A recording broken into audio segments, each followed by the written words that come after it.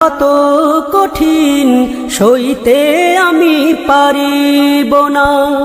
কবরের আযাব কত কঠিন সইতে আমি পারিব না। মৃত্যু যন্ত্রণা কত কঠিন সইতে আমি পারিব না। ও গো দয়াময় হে রহিম, চাই যে তোমার শুধু করুণা। কবরের আযাব কত কঠিন সইতে আমি পারিব না। মৃত্যু যন্ত্রণা কত কঠিন সইতে আমি পারিব না। মসজিদের ওই পালকিখানা আসবে সবার দ্বারে সবার জানা।